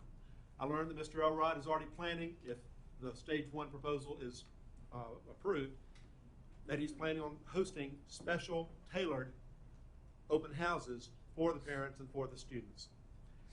I learned that there is a tremendous continuity of high quality teachers and staff at Beach Elementary, just as Mr. Duncan has testified to from his own children having attended there. And I want to point out that that is not unique among our Sumner County schools. As we heard from the parent who has a child at Gene Brand's, we've heard from I've heard from parents of children at Benny Bills and Gill and elsewhere. We have strong faculty, strong administrators, strong and caring staff throughout the school system. Station Camp, we come to love that which we know. You all know Station Camp Elementary, Station Camp Middle, Station Camp High School, and it is a positive and an admirable element to be bonded with the school. At the same time, we are tasked with trying to do what is best not just for those schools, but for all of the schools throughout the system, and trying to make decisions that make sense for the individuals, for the students. As I look more at the topics and questions that have been handed out, and we'll talk more about these in February, but I'm already seeing that a lot of the questions that are being raised are questions that have already been discussed in my discussions with Dr. Phillips, my discussions with Mr. Johnson. I cannot have these discussions with other board members outside of this room because of the Sunshine Law, and our board respects the Sunshine Law. we do not talk about decision-making outside of our public, open to the press, open to the public meetings. That's why I stated early on, Mr. Chairman, I want to hear from the fellow board members tonight. I want to encourage dialogue, and I want us to listen to one another, just as we've listened to the parents and community representatives tonight. The next big facet point I want to make is that I politely but firmly differ with those who have called for the resignation or the termination of Dr. Phillips. In his time here since April 2011, which is now becoming on 8 years, at 7 3/4 years approximately right now, Dr. Phillips has dedicated himself and his professional skills to the students of Sumner County and to our teachers and staff. I have observed that as a parent of 3 children, like all of you in this class, in this group who have spoken tonight and all that I've spoken to in November and December. I moved into Sumner County as well in 2002. You all moved here maybe a little later or moved within the county a little later. But I came home because it was close to family, but also because I wanted to contribute to and make our communities and our schools stronger. I am not alone. You all join me in wanting our schools to be stronger, but every member of this board has that passion for serving our students, serving our schools, and making our system stronger. So when you ask for either our director or any board member to step away, I must tell you that that request is off base. You have the opportunity every 2 years to elect or change half of the board because we're on a staggered system. I'll be up for re-election in 2020, and I welcome competition. Because that means people care and people are stepping forward. But right now, I am called to serve, and I am proud to work with Dr. Phillips. Dr. Phillips has proven himself to be a high-quality educational professional. If you want to look at why we think that, you can look at the public records that of our annual, we do an annual detailed, itemized scoring of our director of schools. That is public record. The scores are remarkably high. Why are they so high? Because he's doing a remarkably fine job on just about every objective and subjective area you can. I was trained as a teacher when I went to college. I got my teacher certification in secondary education for government, social studies, and history. I deferred going to law school in order to get my educational policies master's degree from Peabody. I then actually attended coursework at Peabody for persons who might want to become a future superintendent of schools. Most of my other fellow students were principals. But I attended those because I wanted to find out, could that be an alternate career choice? And instead, that led me to run for the school board. And I'm proud to be serving on that today. What I have found out in listening to school boards from across the state of Tennessee is that we are blessed here in Sumner County with a remarkably fine set of schools, set of students and families, set of teachers and staff, a strong and supportive county commission, and an outstanding director and central office staff that support our schools. That, my constituents, that, my fellow county citizens, is the truth that I know it, and that's the truth that I want to preach on to my fellow board members tonight. So, you have heard from my constituents. I must respectfully depart from those who have called for resignation or termination of any of you or our director. I urge our director to keep on doing the dedicated job he is doing. I urge my fellow board members to keep on doing the dedicated and passionate job that you are doing. We are all spectacularly flawed as human beings. We may say things or fail to say things that we would want to say at a time. We may think we should have said something differently, and yet every one of these board members up here, as I've gotten to know them and listened to them every single meeting over the past 2 years and 5 months, I have learned from them, and I will continue to learn from them. This is a tough situation, and for those parents who hurt for their students, I hurt with you. And yet, for the parents who said, we reject you telling me how to preach it, we reject you telling us how to parent, I think that may be because in my opening statement, when I spoke to the school group parents from Carrollton, I made the statement, and I stand by that statement, that how you as parents respond to change is a guiding beacon for your children. How you as parents respond to change will determine, to a large degree, how your children respond to change. We are committed that if change is necessary, to make that as positive, as meaningful and significant, with as low barriers to your students' future success as possible. We're also committed to exploring the options for your students. We already made one vote. We made one vote unanimously as a board. I think it was unanimous. If I'm wrong, Mr. Johnson can correct me.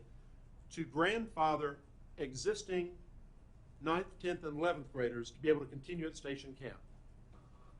We're now tonight considering a motion to amend what we'll be voting on in February to allow existing 8th graders, if they can self-transport, to continue on for at least for only 2 years at Station Camp.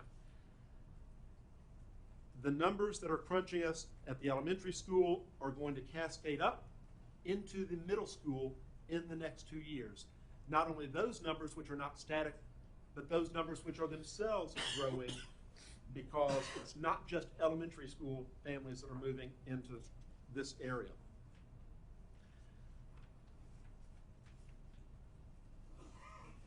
If there is a more feasible way, short of adding portables, this board is open to it. Portables have been articulated to be a last alternative, and when parents say, I'm glad for my students to be in portables, I can't make that transitive extension to every other parent of every other student in the school. Portables have pluses in that they allow your student to remain at a particular geographic school site. Portables have negatives as well. We've discussed those in previous meetings. It's the last alternative. It is the last alternative. We've used them before, we're using them now. They are the last alternative.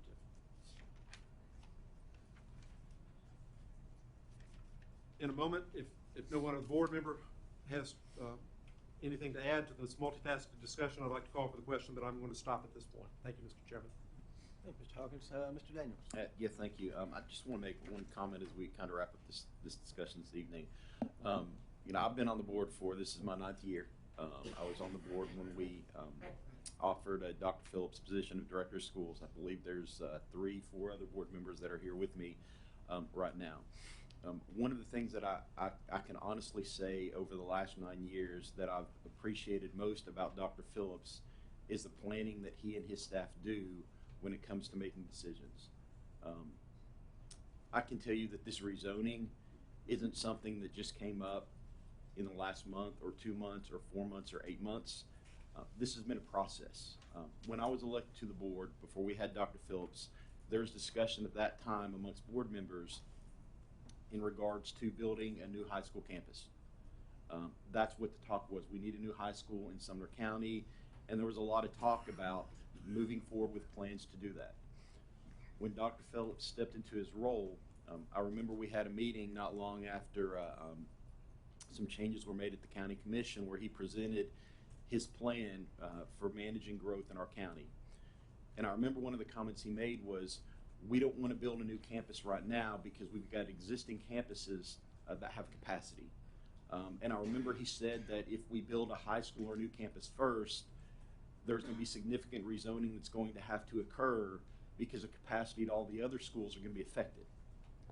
So that's why the decision was made at that point to invest over $70 million to provide upgrades to almost every one of the schools in our county, elementary schools, middle schools, and high schools, so that we wouldn't have to rezone on a constant basis. So this wouldn't become an annual event for the board to discuss and ask parents and students to uproot their lives and their friendships on a regular basis. And so, as we purchased the campus 4 years ago, 3 years ago, 4 years ago, the reason that campus was purchased, it wasn't because somebody came to us and said, hey, I've got some land, do you want to buy it? It's because we knew that based on growth, as we were finishing up the building campaign that we were currently on, we were continuing to experience significant growth in our county. And that was a footprint, that was the area where we were seeing the most growth. And so when this plan was put together, you know, I don't believe it was put together around lunch one day. It involved discussions with transportation, it involved discussions with principals, it involved discussions with every department, the reports to Dr. Phillips and staff. And so based on those discussions, they felt this was the best plan forward for us as a county. And that's why it was proposed. That's why it was proposed to us in October, as we looked at the development of the new campus. What I do appreciate is in most cases when we discuss items, it's on the agenda once, maybe 2 months. The reason we allow this to be on the agenda multiple times is so that we would give the community the opportunity to come and speak to us and share your thoughts and share your feedback.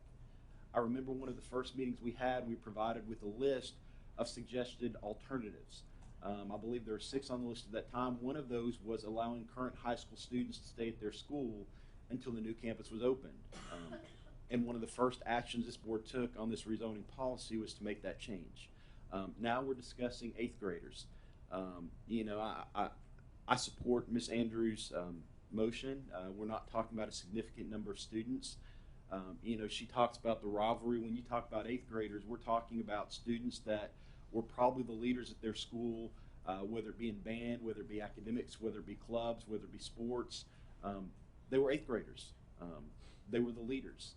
And to ask them to uproot and go to a new freshman football team or a new, you know, new band class or a new chorus group, I can see the challenges that would have. I have 6 kids in the school system, from kindergarten up to high school. I've got a senior this year. And so I understand change, I understand challenges, I understand different personalities that kids have. And I respect and appreciate all the feedback that you have provided as we continue to work through this. But I do support Ms. Andrews' motion at this point, and I would like to call the question on the amendment. Thank you, Mr. Daniels. Just for clarification, we've discussed for a long time, and my memory's not that good. Is it my understanding that the amendment is we're voting to move it to February to be discussed again? No, Or no. The motion is to allow,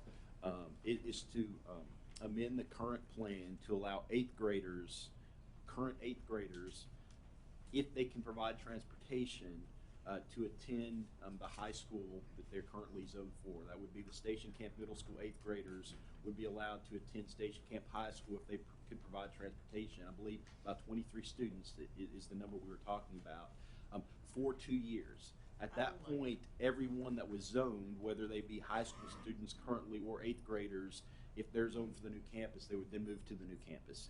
And no sibling clause. So that was the amendment, and I think we'll vote on that, and then we'll have any other discussion on the main motion. Question has been called. That ends discussion.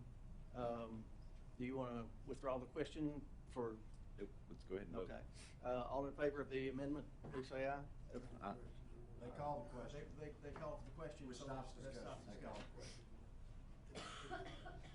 It doesn't say, you didn't put only in your what you No, I say. was. He's got the actual motion. I was trying to Okay. get it. Mr. Chairman, if you'll allow me, I'll Yes, read the please. motion. I was summarizing. So motion on the floor is motion to amend Stage 1 zoning to grandfather currently enrolled 8th grade students in Station Camp Middle School to be allowed to attend Station Camp High School for 2 years, provided they provide their own transportation with no sibling clause. That is the motion that's on the floor. Everybody understand? All in favor, say aye. Aye. All opposed? Seeing none, motion carries. All right, at this point, I would like to make a motion to defer the discussion and action regarding Stage 1A zoning plan to our February meeting. Motion been made to defer and second. There is no discussion on the defer, so all in favor say aye. Aye. All opposed? Seeing none, motion carries. Next item on the agenda is discussion and interaction regarding a revision to GBRI non-FMLA leave upon second reading. Do I have a motion? Motion approved by Mr. Wise, second by Ms. Bachman. Any discussion? Seeing none, all in favor say aye. Aye. All opposed? Seeing none, motion carries. Discussion and, next item on the agenda is discussion and action regarding an architectural contract for Westmoreland High School football building. Is there a motion? Motion approved by Mr. Wise. Second by Mr. Daniels. Any discussion? Seeing none, all in favor say aye. All opposed? Seeing none, motion carries. Discussion, item number 4, discussion and action regarding the rejection of bids for BHS baseball concession. Is there a motion? Motion to approve all over the place. Mr. Gregory, Chairman. second by Mr. Daniels. Any discussion? Mr. Chairman, Yes. just wanted to note for everybody that this is a vote to reject the bids for Beach High School. Just want to make sure everybody's aware of that. Question for discussion, Mr. Chairman. Yes, Mr. Hawkins. The recommendation that came from our purchasing supervisor was for the bids to be rejected because they were exceeding the projected cost. What was that projected cost? By how much did they exceed it? If I'm not mistaken, Mr. Hawkins, this is part of, we've allotted money 2 times, once without a match, once with a match. So we, kind of like Westmoreland, BHS with this project, there's some buildings that they're wanting to build on their campuses that we have designed and bid previously. And each time we do that, we continue to try to work within the budget of what they have either on hand or what they are willing to raise in addition to what we've already given them and they've matched. So that's kind of where some of these projects are at. So I'm not sure on Beach's baseball concession. I think this is the second time that we've bid that job over the course of the last 18 months. Okay. And the attached bid minutes do show the bid amounts. So bottom line is that we've set aside a block of money for this beach facility. At this point, the bids that we have are above that. Is the thought being that we will rebid it or adjust the specifications? I need to ask specifically. I don't want to leave Beach stranded here. Yeah, well, they're not. I mean, Yeah. I think they're all obviously well aware of kind of where they're at with the process. We had the similar type situation happen with Gallatin's concession and locker room. That finally went. You know, we may be in that situation. Actually, Westmoreland's facility, this is the second bid on it. We went back after the first bid was too high and redrew the plans, changed the site because we had a lot of site costs that we tried to put it in an existing footprint versus in a new footprint. So this is just part of the process of the principals and booster clubs directing the use of those funds along with monies that they are going to contribute to the project, making sure that they're within that range. Thank you. Thank you, Mr. Hawkins. Thank you, Dr. Phillips. Any further discussion? Seeing none, all in favor say aye. All opposed, no. Seeing none, motion carries. Unfinished business, item number 1, discussion and action regarding amendments to general purpose budget. Do we have a motion? Motion to approve. Motion approved by Mr. Daniels, second by Mr. Wise. Any discussion? Yes, thank you. Mr. Hawkins? Yes, Mr. Chairman. Mr. Chairman, on the general purpose budget, it's come to my attention that the initial original elevator at Gallatin High School is broken and has been non-functional for some time. That's on the consent. That's on the consent. Is that, but the question is that going to be part of the general purpose budget, or is that going to be separate? In there. It's just part of what I mean, we have maintenance budget Okay. line that we do all of that out of. So we don't have to It'll add be that no into general different. No, purpose. it's- That answers my question. Thank you. We've done that. Okay. Thank you very much. Thank you, Mr. Hawkins. Any further discussion? Seeing none, all in favor say aye. Aye. All opposed? Seeing none, motion carries. Item number 2, under unfinished business, discussion and action regarding amendments to federal projects budget. Do we have a motion? Motion approved by Mr. Gregory. Second by Ms. Bachman. Any discussion? Seeing none, all in favor say aye. Aye. All opposed? Seeing none, motion carries. Next item on the agenda is discussion of study session items. We'll start with Mr. Johnson. We will have the Stage 1 and Stage 1A zoning. We'll also have a discussion about the naming of the new campus and our continuing journey through the policy manual. All right, thank you. Anybody else? You have anything, you can contact Mr. Johnson or Dr. Phillips' office and get it on there. Next item on the agenda is communications from board members. We'll start with Ms. Hayes. Are you ready? Yes, sir. Thank you, Chairman Brewer. You all have been given the communications from the Tennessee School Board Association about Day on the Hill. It's coming up in February. There's been, in the last couple of years, a Monday night reception. Then there is the next morning, which will be on the 19th, on Tuesday morning, the 19th, the 7 a.m. breakfast. We will get updates on legislation pertaining to education, and then we will go visit our legislators. I will work on getting appointments with them, and I will send an email out to you all with the specifics. But Jeremy would be the one to give a heads up, and I'll copy him if you're going to be able to attend. We'll work through Jeremy and get that scheduled. Okay, thank you. Thank you, Ms. Hayes. Ms. Bachman? Thank you, Mr. Chairman. I just want to appreciate all the conversation that we had tonight, and appreciate the parents coming and voicing their opinion. I think we're doing a good job of trying to listen and trying to work through this. And I agree with everything that has been said by the board members tonight. And I think Dr. Phillips, you're doing a fantastic job. Thank you, Ms. Bachman. Ms. Andrews? Yes, thank you. Again, just want to mention Dr. Brown's family, and just to continue to pray for them, but also to mention her family that was here at Central Office. I know that's hard, so we love you guys too. So yes, and then I also want to mention that our lunch this month with the Joint County Commission and School Board will be at Madison Creek on January the 28th. I will send out an email, but if you'll go ahead and do that, and then just to give you a heads up, let me pull it up real quick so I can remember.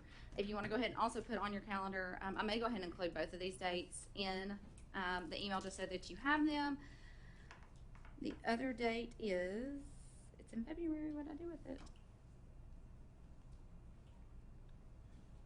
Okay, there's a date in February. I'm not sure. I can't figure out where I put it. But we are going to be going to Station Camp High School for their, it's now called Camp Grill. It was the Grover's Cafe. So we're going to be doing that in February, and I apologize. I thought I'd put it in my calendar, but apparently I didn't. So, and I just want to say thank you to the board for approving that amendment and at least taking steps in that direction. So, thank you. Thank you, Ms. Andrews. Mr. Duncan? Thank you, Mr. Chairman. I have to apologize. I will not be able to be at that last event because I will be supporting the T.W. Hunter cheer team that's going to nationals. So I just wanted to bring that up once again because we're very proud of the T.W. Hunter cheer team that's going to nationals. We're going to Florida, going to nationals. So I just wanted to say, go Bucks. Thank you, Mr. Duncan. Mr. Hawkins? Red. On. I want to thank Dr. Phillips and Andy Brown and Jeremy Johnson for being extremely responsive to the issue of the broken elevator that I brought to their attention on Friday within real time. Actually, I sent it to you on Sunday night was when I sent it to you, not Friday. I got it Friday, not Friday night. There's a broken elevator at Gallatin High School. As a result, the original portion of the school, students and staff who have wheelchairs or other impairments, do not have access to the second floor right now. The school has been working to accommodate students, but it's a temporary accommodation. This is a 45-year-old elevator, and it no longer is repairable. So Andy Brown has already put together and has prepared a bid to go out for replacement of that elevator, and Dr. Phillips has already worked that into the maintenance budget. That was part of the consent. I just want to make sure it wasn't part of the other budget as well. But the turnaround, the responsiveness to that is very gratifying, and I appreciate that. I also want to say that even though I do not even though I don't agree with everything that was said by every parent here tonight, my respect for each parent, my respect for each community member is not diminished by the fact that I may not agree with what they said. And I do recognize where they're coming from as caring parents and students caring parents of students, and I appreciate, like Alice Bachman, our Vice Chair, said, I appreciate them being here. I appreciate their involvement in the process. Thank you, Mr. Hawkins. Mr. Daniels. Mr. Wise. Ms. Brown. Mr. Gregory. Thank you. One comment, please, about Dr. Brown and her tenure in Sumner County, which was outstanding in every position she ever held. And I learned, and we all did, I think, learned a great deal from her leadership. And again, you don't agree with everything everybody says. That's what the nature of this business. But she was so intelligent and so thoughtful, and above all, just a good person. And I appreciate the fact that we all had the opportunity to know her. One other thing. Excuse me. This word came up, well, it's come up 2 or 3 different times in our state. And I can't remember exactly how we did manage it. Dr. Phillips, Mr. Johnson, whatever what we did, I'd like to do it again. That word is vouchers. And I think it's a little bit hotter out of them now than it's ever been. And I understand the whole surroundings of vouchers. It's never worked anywhere that's ever been tried for an entire state. Therefore, I don't see why we try. And one thing that it does do, it puts a lot of extra pressure on county commissioners. Because I've studied it pretty much in depth. So, what we've done in the past, did we do it individually, or did we have a letter? I believe we may have sent a letter to our representative and senator, maybe signed by the chairman of the board. Yeah, I think what you're talking about And is I really haven't talked with anybody on the school board about this. The TSBA sent us. I don't know, maybe some of you up here are for vouchers, but I don't think so. I hope not. I think we did a resolution a couple of years ago. Did we do okay. During the legislative session, if I remember correctly. It was for a request Kind of of TSBA. probably, yeah, TSBA. I think a lot of districts and their neighboring districts TSBA in requested all Polk the County members do it.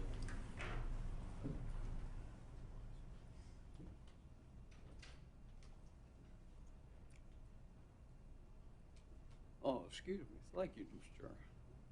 Thank you, Mr. Gregory. Mr. Wilkerson? All right. I have no comment tonight, other than everything, I think we got a great board. I think we got a great staff, great parents, great students. I think we got a great county we live in. We're not going to agree with everything that everybody says. We're not going to disagree with everything everybody says, but I think we work together civilly and go by policies that we have. I think we're going to do well. We got a great board, great staff, and a great time to adjourn. So we are adjourned.